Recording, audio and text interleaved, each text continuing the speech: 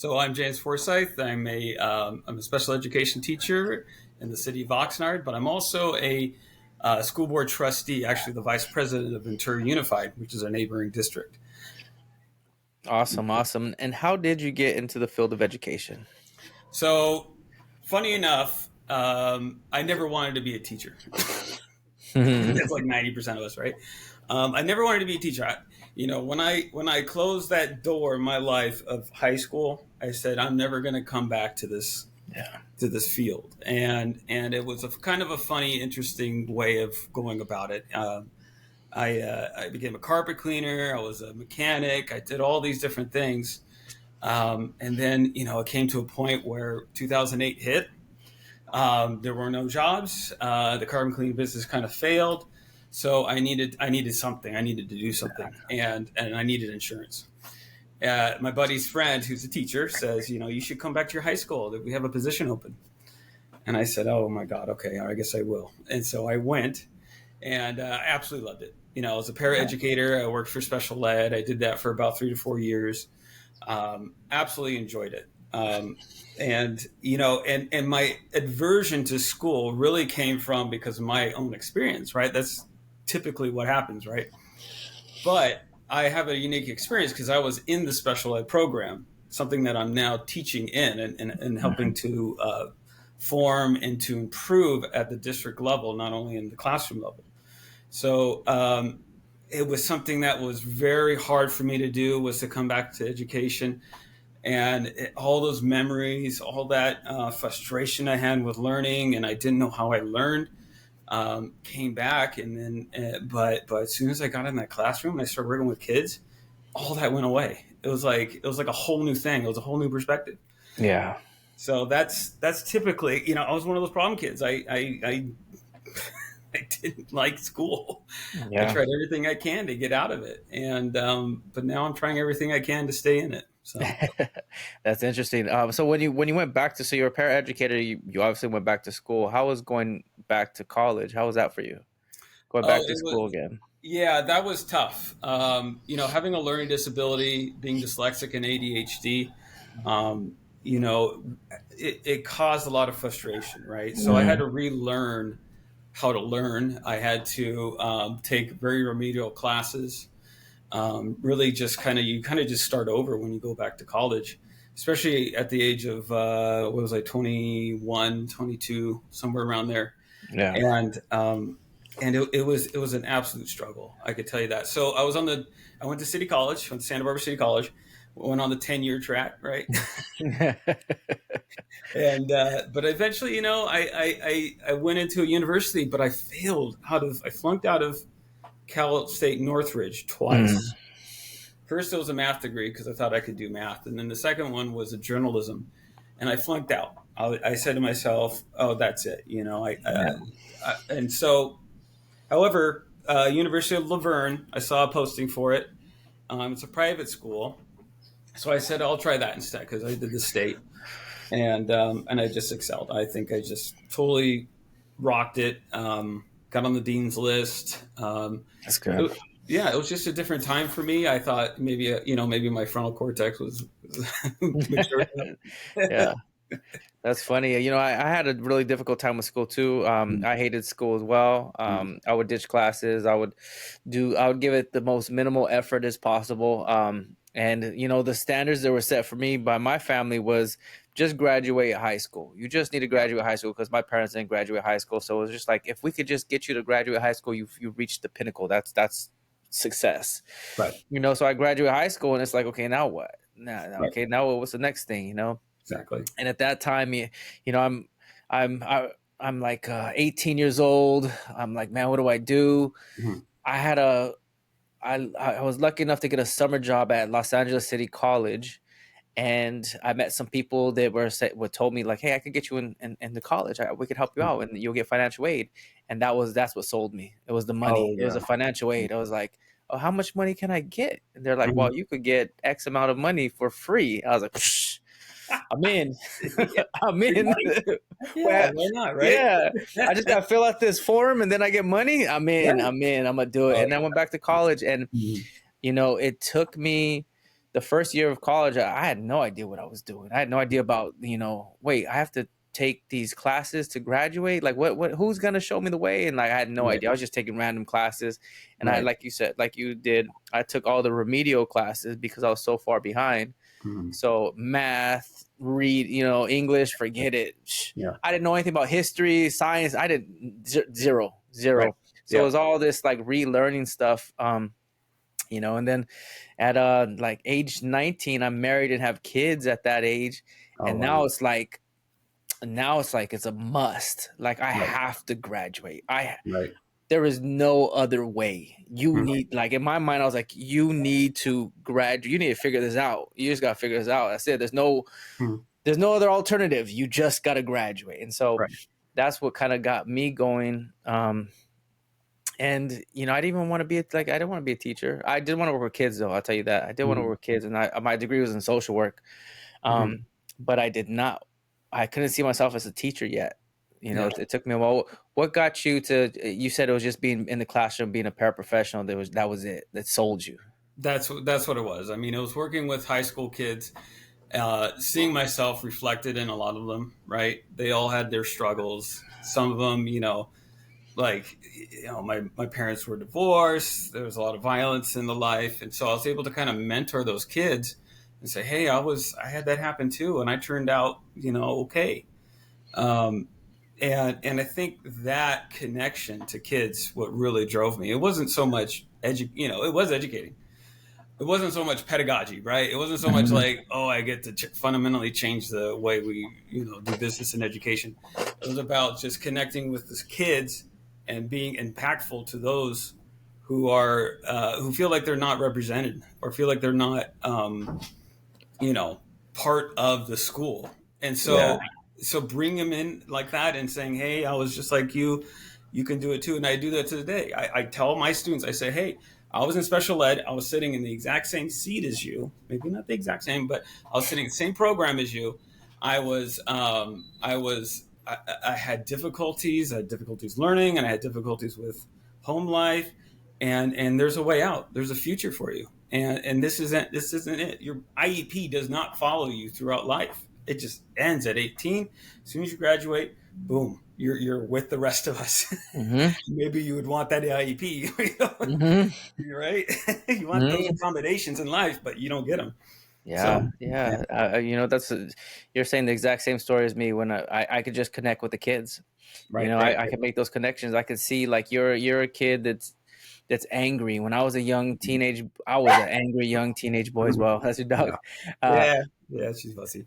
yeah, like I just made those connections with the students. Like your parents didn't graduate from high school. My parents didn't graduate from high school either. Like this. Yeah, You grew up in exactly. this neighborhood. Guess what? I grew up in the same neighborhood as you're talking about. I'm teaching in the same neighborhood.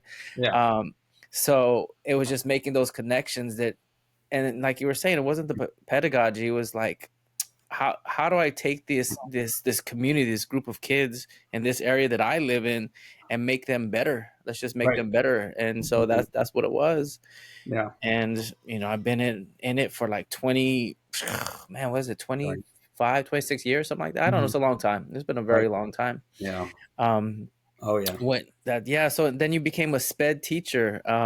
What were you in a special day class? Was it RSP? What was it?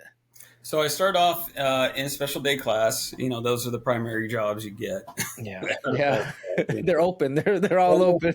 The ones that are and they're the most difficult, but at the same time, there are a lot of behavioral issues, right? Mhm. And they also have the learning issues, but it's mainly they get dumped into an SDC, and it Mhm. felt like a dump, right? It felt like these kids were like, oh, this one has behavioral issues, this one, has home issues, this one, blah blah blah, and it's a hodgepodge, right? And so you get all these different kids with different disabilities, but they all kind of, they're all babies. They're all little, this is middle school, right? So Mhm. they're poor little things. So, um, SDC was my first go around, and then I did that for about 4 years, and I decided I just can't, like I did my, I put in my, I put in my time, right? Mhm. It's a tough gig, and it's Mhm. mild to moderate, but it's a tough gig. And so then I went to RSP, and I do a lot of co-teaching now. Yeah, yeah. Mm. Yeah, RSP is a. I guess that's the gig to get. I think so. That's Yeah, the gig to get. I'm not Um, getting stressed out. That's for sure. yeah, but those special day classes, that Mm. requires so much. It requires so much, and then I Mhm. feel like you don't get all of the resources or all of the Right. all the things that you need for the class to be successful. There's just things lacking Yeah. Oh, for the 100%. class. Yeah, for the class. Did you see that when you were in the special day class? Absolutely. So it was it's a special day class, right? And you got the Montsevier teachers who have maybe two, three, four, sometimes five paraeducators in the room with low class numbers, with students, with extensive supports, right? Mm-hmm. There are some that need a lot of one-on-one support, even though you don't call it a one-on-one because that's a money issue at that point. Mm-hmm. But and then the RSP, you don't get the nearly the behavioral, so you're stuck, like you said, in this interesting spot where the support is limited. You have maybe one para, hopefully you the admin is tired of coming to your room to help support you and with the and you get those conversations, right? You get those people telling you like, hey, you need to not call me so much. Oh, But you it's learn, how to figure it out. You learn how to deal with those kids because you have no other choice. yeah, it's tough, man. It is tough. It's tough. You know what? I always try to support my teachers. I'm at multiple schools, so whenever I get called, I always try to support my teachers as best as possible. Because in my mind, we're a team, and we have to figure this out together. And school morale is important. Right. Having a positive school environment is important.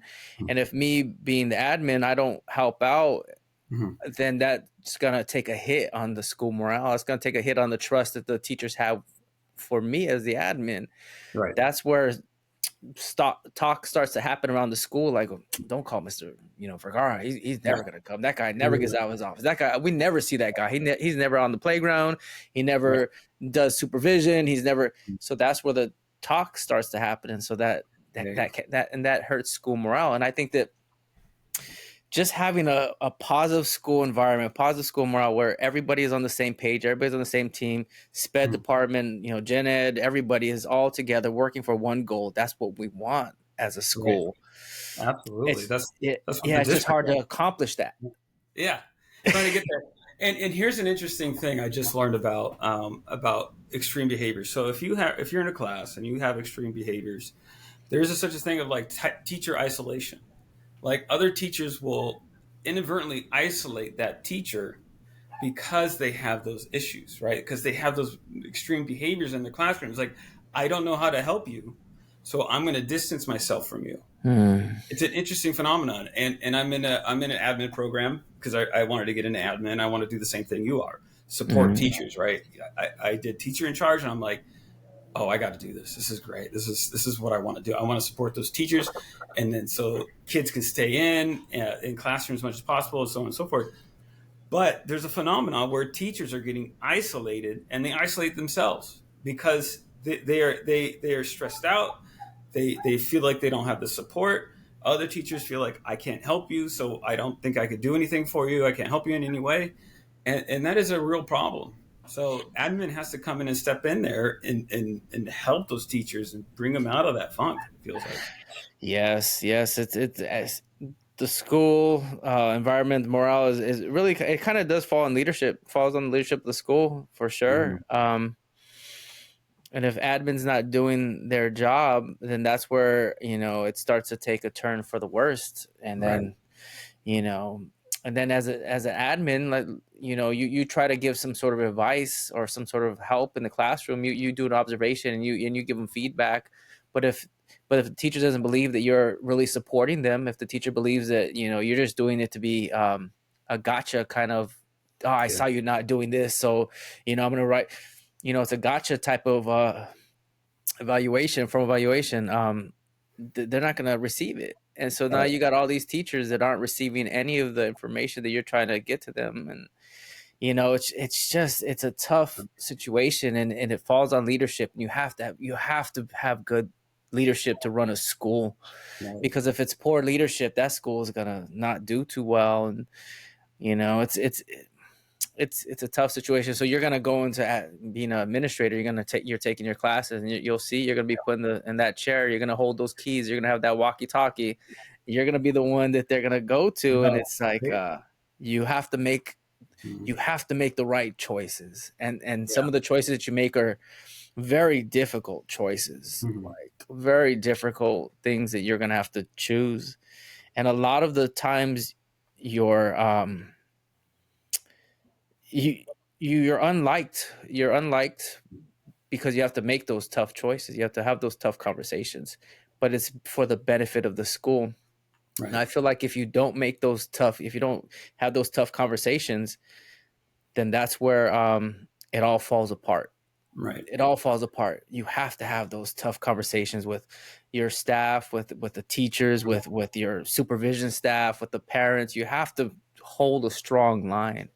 Right. Um, so that's and I'm over here ranting about school environment, but it's so important. It's just so Mhm. important. It You is. know, And it's easy for us as teachers to say, "Oh, we need this. How come you're not providing it?"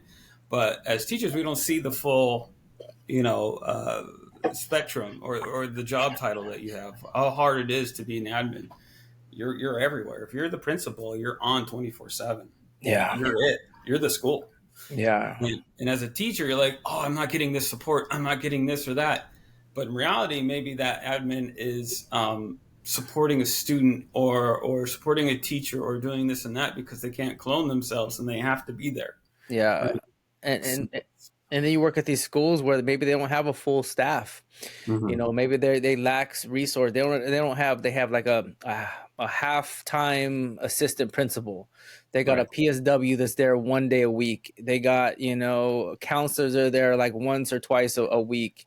You got a attendance counselor that's there once a week.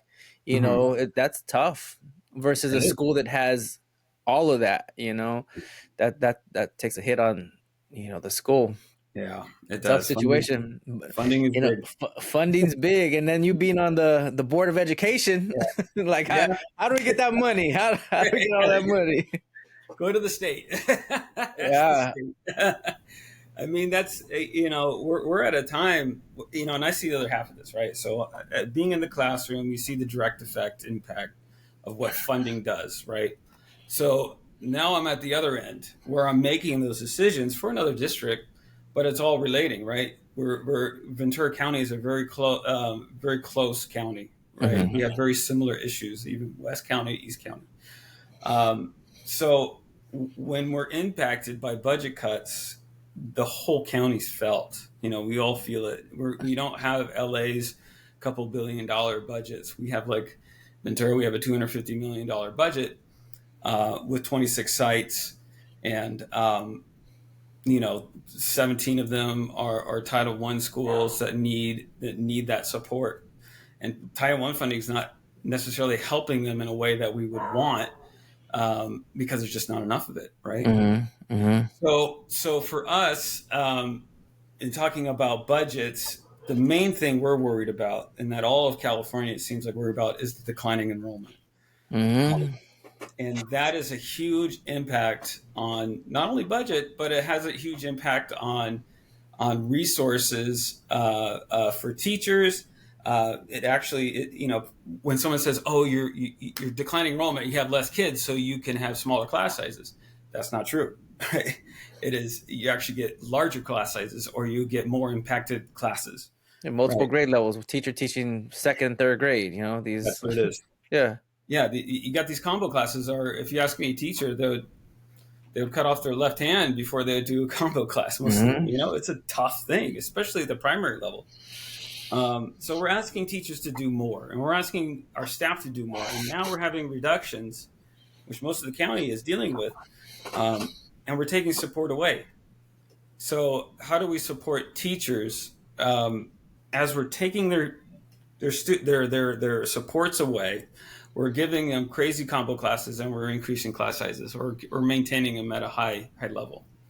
This is the challenges we face at the district level. Yeah, and Why do you think there's such a decline in enrollment?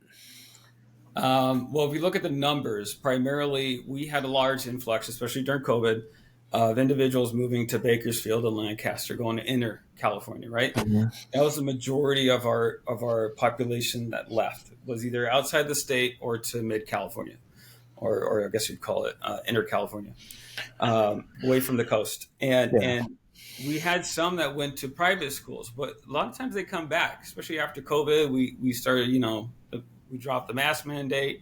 Things started to return to normal. We got a lot of those kids back in because private school is expensive, Hmm. and but I think what we're seeing too is an increase, and this has happened over the last 5 years, of special ed students, while a decrease in actual total students.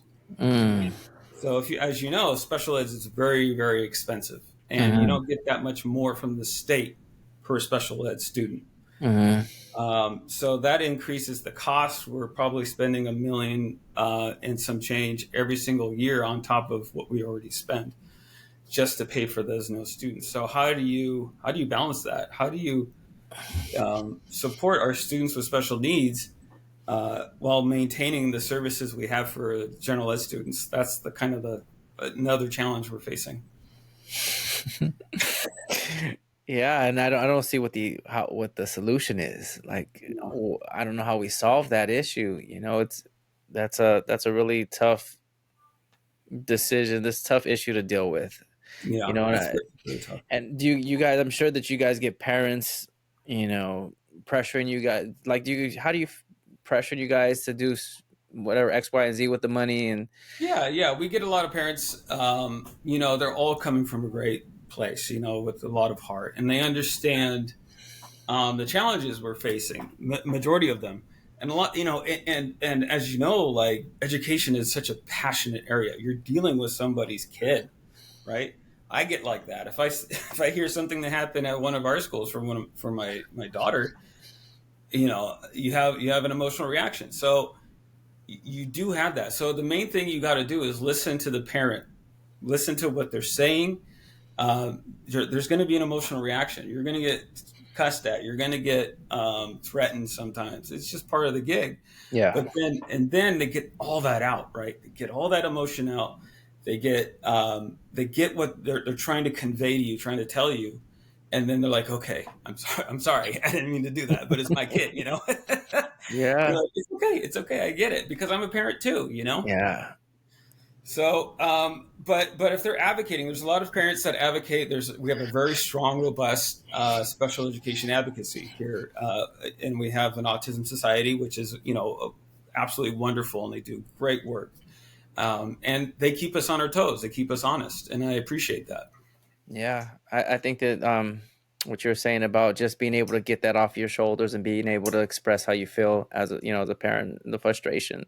Right. Um, instead of cutting somebody off and not listening to them and not hearing them out. I think that that's so important. You could take that same idea into the school setting, and because there's a lot of frustrated teachers. There's a lot of frustrated, in general. I think that in education right now, everybody's frustrated. Yeah. Everybody's frustrated, and people are looking for support, and there's less supports given.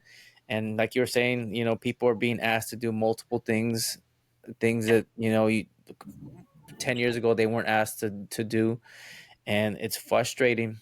It's very It's frustrating. frustrating, and it's like in my mind, like I got into this field to help kids. That's the bottom Yeah. line. Help kids that need the most help students with the most difficult behavior. That's where I want to help. I'm here for that for as long as I can do it.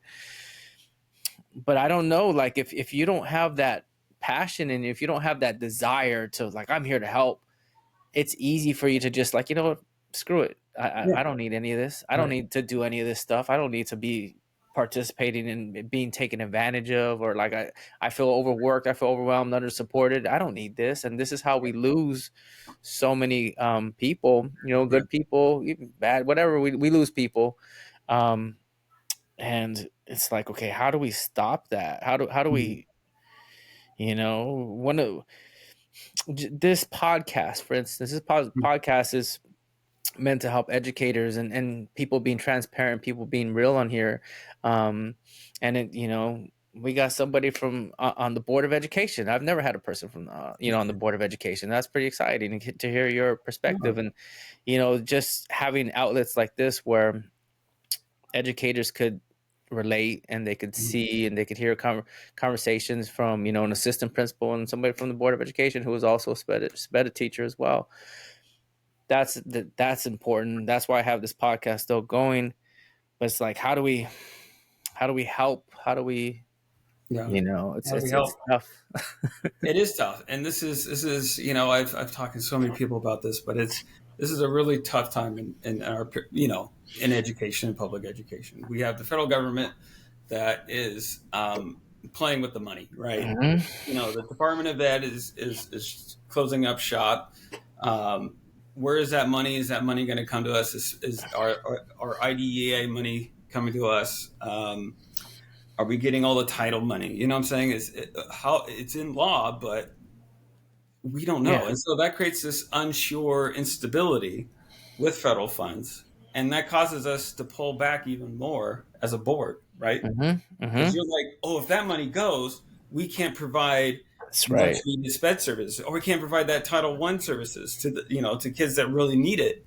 Hmm. So we're making plans. We're putting more money in the reserve. We're preparing for things like that. But if you do that, it's always a give and a take, right? You're taking that away from something. You're taking that away like a in-class support para. Like we had to let go a lot of general ed paras, and that was really hard for me coming from the para, angle, Hmm. and knowing that that's a huge support for teachers is to have that, even just have that extra adult in the classroom. Yeah. It means the world because you have an extra pair of eyes. You have somebody that you bounce ideas off of. You can have somebody walk a student when they have the behaviors, because we all know the behaviors are just blew up right since On the COVID. rise. Yep. And so, and I like to go back to what you're saying with teachers. Like they're just kind of like, there's good ones that are saying, I just can't do it for the money that we're paid. I can't do this anymore. And there's one area that I wanted to bring up was after school programs, right? We Hmm. have we have ELOP, we have these new money coming from the state, which is a godsend, right? But there's also clubs that are losing out. A lot of the teachers would stay after uh, class or school and give and have a club, right? Usually like a STEM club or a reading club or math club, and there's less teachers doing that now. Yeah. And they're getting burnt out faster, and they're like, I don't want to, for whatever it is, your stipend, 1,000, like $400 or whatever it is, stipend at the end of the month. I can't do that. I don't have it in me because I'm forced, to take on more responsibility, take on these behaviors and stuff. So kids are losing out. So you're seeing this like cumulative event happening where one thing happens and another thing causes another thing to cause issues, and then it just feels like an implosion of the public education system. That's right. and That's and, that's the and bottom it's line. that's the bottom line, and that's where people are feeling like we're failing them as a board, and at the state level we're failing our kids because we're pulling back as public educators. Yeah. Yeah. And you know, simple things at school, like you're mentioning, these after school programs that teachers would do, or these little clubs Hmm. that they would have, that goes such a long way. Oh, Goes such huge. a long way. You're making these connections with the students, the families. You're demonstrating to the kids and the families that you really care. You're there to help them out. Those are important. Little things like that, little Yeah. celebrations. Like the 50-day celebration, you do something exciting for the students to come into the school. Like you do all these little tiny events. All these things are important, but they take time. They take Hmm. time, and it's after hour time, and you're not getting paid to do any of that stuff, the Hmm. planning of all that stuff, but they're needed. these Yeah. these these things are needed. You need somebody to run the Christmas program. If you're going to have a holiday program, if you're going to have a holiday program, you need somebody to spend time to actually plan that out. You need somebody to plan out the Halloween event that you're going to have, or the 100-day celebrations you're going to have, or the multicultural festivals you're going to. You need some people to do this. To do it But in the if free you're time. yeah, it's just for free. You're doing all this for free. Yeah. If you don't do it, you have a lifeless school. You have a Yeah. school that's just lifeless. There's Right. nothing. There's no memory of like, man, remember when we had that 100-day celebration when Mr. Vergara dressed up as Super Mario and he was inviting us all excited and they had this whole. Do you remember that? Kids aren't gonna have those memories. They're gonna be like, we just came to school Yeah. And and then we went home. yeah, we went home, and they losing that connection, right? And like you Yeah. said, a lot of these general ed teachers, they have like 35, 36 kids per period, and the only time they get that like individual, that one-on-one bonding experience with their teacher, that could be their favorite teacher, is during those after-school clubs, when they Yeah. have less students in the room and they can have a better conversation and have those, form those connections. Because I'll tell you, as a student, as you hated school, right? Didn't want to go there. But I always had a teacher that I went to, right? I Hmm. always had that one teacher. It's like, oh, this teacher sees me for who I am. Hmm. And her name was Miss Tate. I thanked her when I got elected. I personally reached out and thanked her because she was instrumental in that. She grounded me in, said, you need to continue on. You need to be part of this school. And she was that grounding person. So are we losing that now because kids are not having after school programs?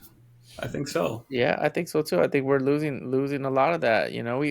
We had a simple event the other day. It was like what was it like? I think it was suicide awareness or something like that. And Mm, we were making these little hearts. We were just making little hearts, and the mm, kids would get a little heart. They write their name on it, put on the poster, get a sticker for participating. oh, Right. yeah, So they sit there. You get these little kindergartners. They would just write their. They didn't even know what they were doing. They were just writing their names on a heart and then putting it right, on the wall. right. That's all they're doing. And then they get a sticker. But Mm, just that's the only thing I can remember right now.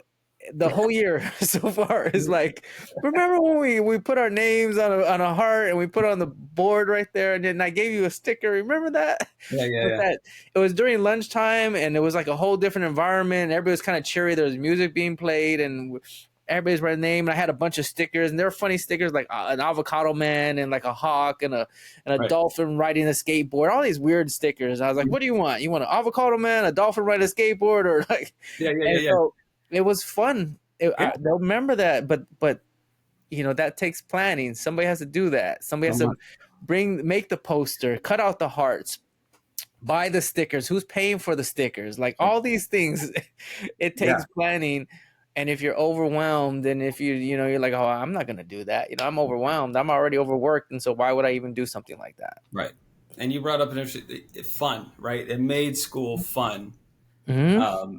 And those clubs, those connections, those interactions, they're just they're not there. So there's no fun, or there's limited fun. There's not as much fun as you can have. You're not forming those memories.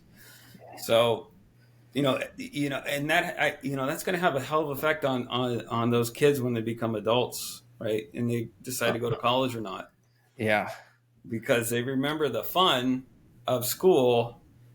They associate good things with school. They're not doing that now, maybe, so it's Yeah. very, And I'm worried, just like yeah, I'm everyone. I'm worried too. And it goes back to the school morale, positive Right. school environment. Mhm. If everybody in the school campus does not want to be there, if Mhm. every teacher and the administrator and people everybody's just a sad, you have a sad face and you don't want to be there, and that's the vibe that's in this building. Yeah. That's not good for education. Right. Right. That's not good at all. Right. So Yeah. it's just it's tough, and you want to be that. At least for me, I want to be that smile that people see. I want to smile even though I don't feel like smiling sometimes. I want to smile. I want to make connections. I want to give a high five. I want to make school as fun and welcoming as I possibly can. That's the Mhm. goal every Yeah. day, even And when you deal with all kinds of stuff. So right. Yeah. I mean, fortunately, at my site that I work at, I got a great administrator, a great principal, always there in the front of the school, slapping back, slapping good, hands, good, and we got great APs that are always visible. good. I mean, all this stuff, they're feeling it too, right? They're feeling constrained budgets. They're getting all this directive from this, from the district office about how this needs to change and that. But they come out every day with the smile on their face, even though I know Good. for a fact I would be, I would have a big frown, you know, I'd be like, oh, this is too heavy. But they're out there, so it takes a really good administrator.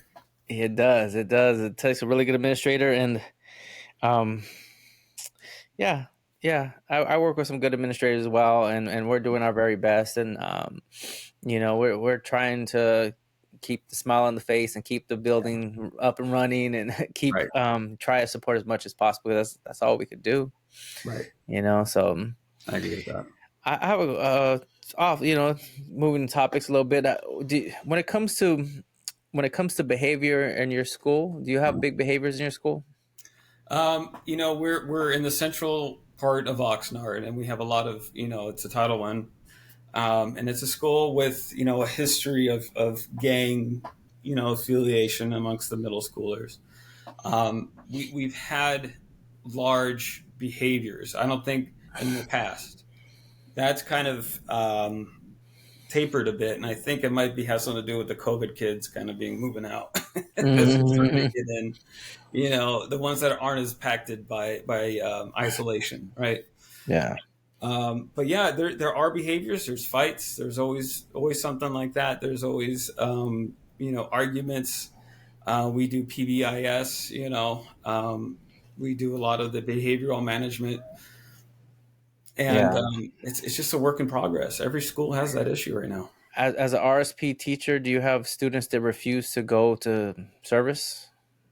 The, Generally not. So our kids are very kind, very well. They're kind of to the teachers. They have a really the culture and the ethics of that area, right? It's primarily Latina students. They're very polite. They're very they listen to the teachers, but there's a lot of internal conflicts with the peers. Yeah, So they will go. Some of them don't. Generally those are the ones with behavior plans. Those are the ones with disabilities, right? yeah, Um, but for the most part, we don't have too many that refuse service. We just have those that are constantly fighting each other. yeah. Are you doing push in or pull out? It is COTOT. We're really kind of focusing on COTOT. We're adding Okay. more sections. So it is essentially a push in service, right? Yeah, I do have one SAI, which is it's a ELA SAI for those students that maybe aren't necessarily ready for COTOT in the RSB. okay. And generally, we have up to 16. I think contractually, we can't have more than 16 students. So let's say it's a English class, right? And you're pushing in or you're co-teaching with another teacher. How does that look like? So that's always a struggle. And at the Hmm. district level in Ventura, we went from I believe like 4 sections to 45 sections in 1 year, and that was challenging in the fact that when you have a COTOT, you have two teachers, two professionals, two Hmm. two teachers with master's degrees and years of experience working and doing a Hmm. certain way. It could be like the best thing ever, or it could be the worst thing ever, right? That's right. And the best combination really is younger, newer teachers learning how to do this together. Um, Mm. I am currently with a brand new teacher. She's absolutely wonderful. She's a DLI teacher. So I'm working with students. I don't speak Spanish, but I'm starting to. Mhm. And so she's very like, okay, let's do it. Let's try it. Let's try something new. And I'm with another teacher who's been doing it, and he has his own system. And I don't want to ruin his system, to be honest, Yeah. but we need to provide support to those kids. And he allows, he's like, yeah, let's do more. Let's try this and that. So I'm kind of blessed in that sense, where I have a very experienced teacher who is open to new ideas, and I have a brand new teacher that I can share my experience with, and is also open to new ideas. So, but that's not the case for everybody. I mean, there's so many analogies. It's a marriage. It's two professionals, like a doctor, saying like a medicine or something. So it can be challenging, and it has been challenging. I'm just lucky. I work with two really good teachers. I can see how if you're the gen ed teacher there, and then all of a sudden now you're asked to co-teach when that hasn't been the case for a while, and now you're asked to share the curriculum with somebody. I can see how that's going to be a problem. I can see how that's going to be a problem. And then if you get somebody, and then the other person is like, well, I'm not the gen ed teacher in here. I'm just here to support. Like like I can see that kind of issue Mm. coming about, and you know, I can see it being. It has to be some sort of union, some sort of, okay. We have a mutual agreement of this is what we're doing. And you have to have training because you don't know what that looks like, right? Yeah, So there's different forms of co-teaching. There's parallel teaching. There's there's small group. There's support teaching, which is one leads the other one. So you could run the risk of having a very expensive para in there as a yeah, co-teacher, yeah, or you could have a really good system where one is feeding off the other, or you can have a DLI system where one is just translating for the other one, right? Interpreting for the other one, yeah, and that's not good. yeah. So it's really a hard thing, and it's every situation is different, every class is different, every subject's different, and every teacher's different. So it has to be very intentional, right? If you So like, let's just take a regular. Your class sizes are what over there? How big are your class sizes? um, well, 33, 34 right now. Okay, so let's say We're 34. on the right, right. Sorry. Okay, go ahead. Yeah, about 33, 34, and yeah, so about 33, 34 students of gen ed, and mixed in are maybe 30%, 20 to 30% have IEPs. So 6, 7 students, something like that. Yeah, typically. Six, Don't seven don't say students. don't say 6, 7 in schools, man. I know. 6, 7. Yeah. That's funny. That's Yeah. funny. Oh, I I have to can't watch believe that. I can't believe that reference came up right here. it. That's how you know I work in a middle school. Right, right. 7. That's funny. So those students, that number of students, Mm. those would be your students. Is that Well, how it yeah, works? Or the way that it is, it's like they're all your students, right? And they should be. Both teachers should take ownership of those students in the class. okay, To me, it doesn't matter if you have an IEP or not. I'm gonna help you, right? There are other teachers that don't feel that way. That feel like I'm just concentrating on yeah, my caseload that's in there. hmm, I feel that personally that's wrong. I don't think that. I think that's a disservice. hmm, I think the idea of co-teaching is like you take personal responsibility for all the students, no matter if they're IEP or not. You're providing cerebral minutes to those IEP students. You can't get around that. You're providing a special accommodations for those students with IEPs. However, you're going to get those students that are very low that don't have that IEP and don't have that support system. And your job is still to support those kids with whatever they need, right? So for me, it's always based on the student. I That's how it has to be. And you're only it's like the adage, right? You're only as strong as your weakest link, hmm. or and so you want to support all students. So yeah, it's a philosophy, really. Yeah. When I was a dean of students, there was a push-in model that happened at the school that I worked at, high school that I worked at, and it was the gen ed teacher would teach the class, and then the RSP teacher would come in, and there'd be like 5 or 6 students, and he would just walk around and take a look and make sure that if they needed help, that'd be the person they help. And that's kind of how it went, where he just kind of went from one student to another student to another student. Mm. And I think this is where at that time we just started that type of model, and so it was Yeah. brand new to us back then. This had to been like maybe, I don't know, 7 or 8 years ago. Mhm. And so it was, when I saw it, I was like, this looks a little funny here. This doesn't seem right. This Right. seems like an expensive paraprofessional just Right. kind of coming in and not really planning and just like going with whatever was being taught. Oh, okay, this was being taught today. I'm Yeah. going to spend 45 minutes in here, give everybody their 45-minute services, check that box off. Like, yeah, I did the service. And I was like, that looks a little funny. That's a little different. Yeah. Yeah. That's definitely not. And that's not inclusion, right? So if you're Yeah. thinking inclusion really is making those students who are in have an IEP or in special ed feel like they're part of the gen ed. So if you're just concentrating on IEP students, other kids are going to see that and be like, Yeah. "Oh, those are those kids." Yeah. So the feast thing, and another issue too is what we're seeing is that the planning time is really important, right?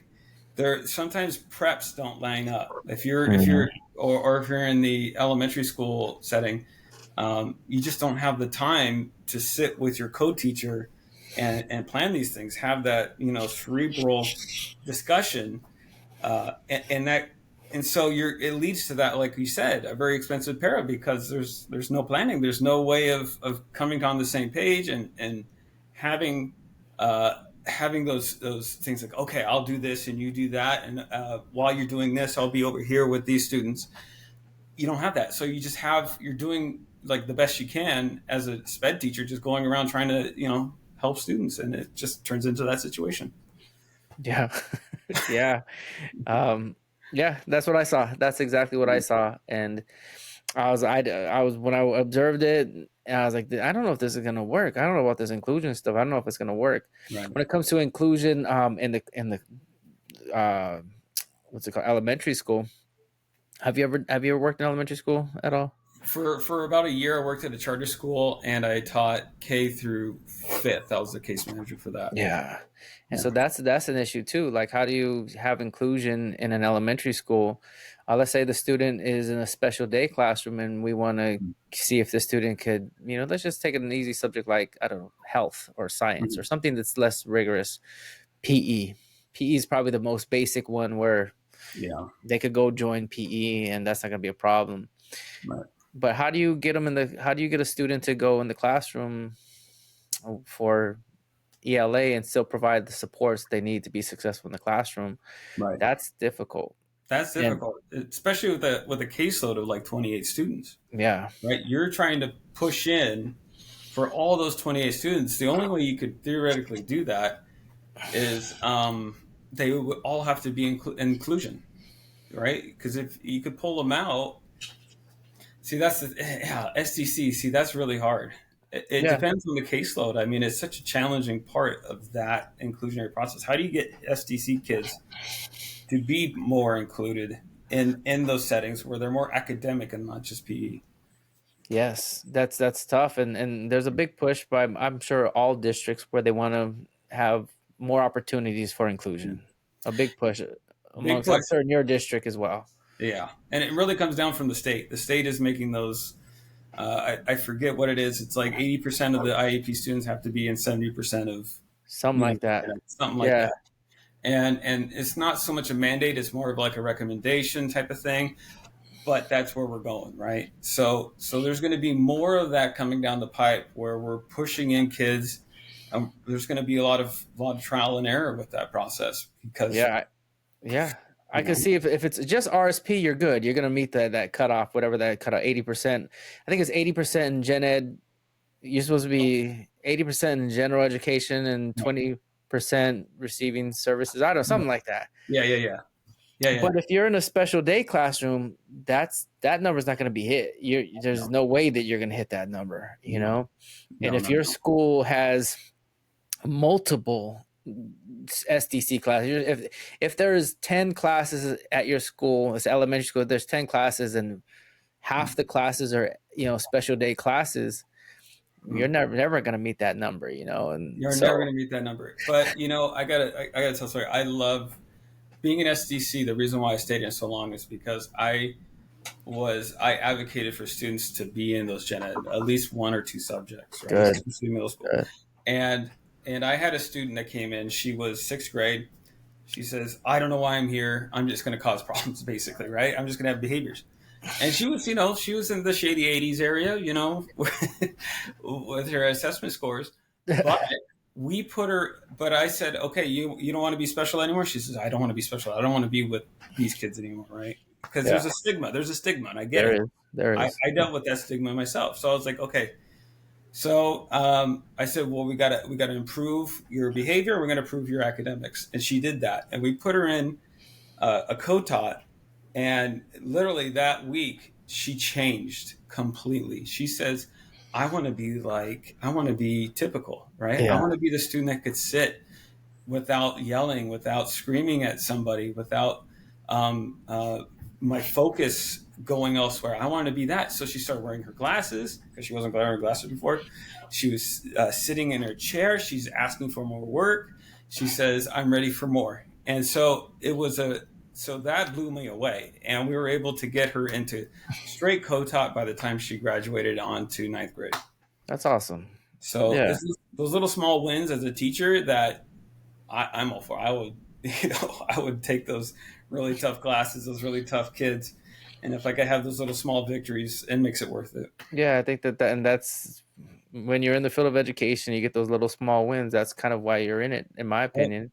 Yeah, You're in it to make those little small gains, mm, those little wins, making somebody else's life a little more brighter. yeah. That's why we're in it.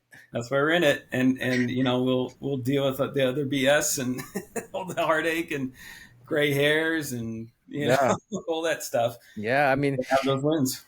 I'm 48 years old. I got like in my mind, I got a good 10 to 12 years left. 10 to 12 years left, and and we'll see how long.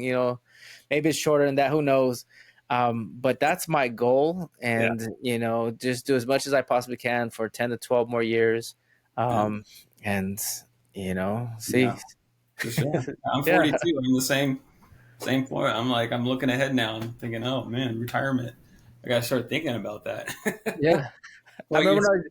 when I was young, I never thought I was like retirement. Yeah. But that's never gonna come. That's No, that's no, never gonna come. I don't need to put money into my retirement. Yeah, I'm 30. I don't need to worry about that. And boom, you hit 40. You're like, oh, yeah. okay, all right. I got to get serious. Well, James, we're coming toward the end of the podcast right here. And when I get to the end of the podcast, I always ask my guests, what are some tips that you could give to future educators, maybe educators that want to be in special education? What kind of tips would you give them? Well, rely on your co-teachers, not just co-teachers if you're in a co-teacher setting, but rely on your colleagues, right? Go to them for support. It's a Mm, tough, your first year is going to be one of your hardest years. It's going to be hard from year 1 to 5, really. I mean, mhm. that's the make it or break it. And if you have somebody that's been through it that you can open up with and have that conversation, it makes it easier. It keeps you in the job because I could tell you, I could count, I can't even count how many times I got off of work and I said, I'm done. This is it. I can't do anymore. I can't do anything for these kids, and I can't go against the system. And then I wake up the next morning refreshed and ready to go at it.